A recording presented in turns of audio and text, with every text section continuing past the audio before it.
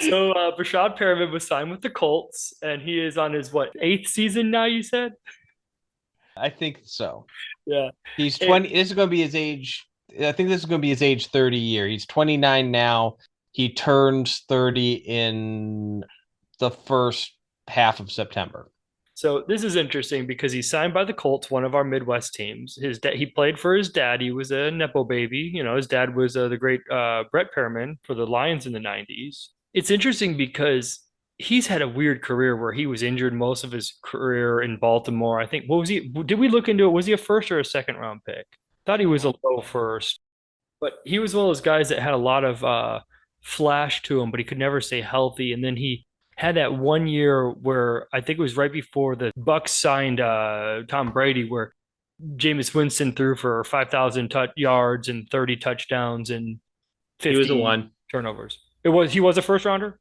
Yeah. Okay, that's what I thought. Okay, and at the end of the year, 2015 first rounder. okay. So at the end of this season, Godwin and Evans both went down, and Breshad Perriman just went off the like there during fantasy playoffs. If you were a waiver pickup and you had the balls to start him, like you would have won your leagues because of how well he did. And then he never turned into anything. I think the next year he came into the offseason to the Lions, who people forgot were challenging for the number one overall pick at the time and firing Matt Patricia, which is a memory that Joe doesn't want to think about right now.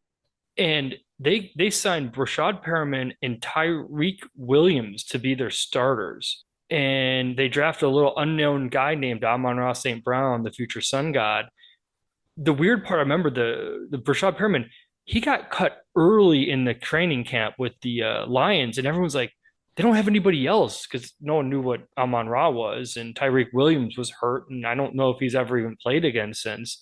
And they cut him because he just didn't get along with Macho Man Danny Campbell.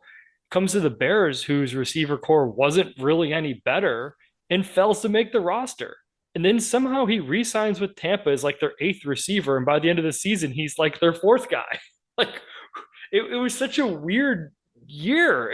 I don't understand his career, but for some guy who's had very little big moments between who his dad is, where he was drafted, how he flashed in Tampa, and then got washed out of two of the worst receiver cores in the league, and then still made it back in the league.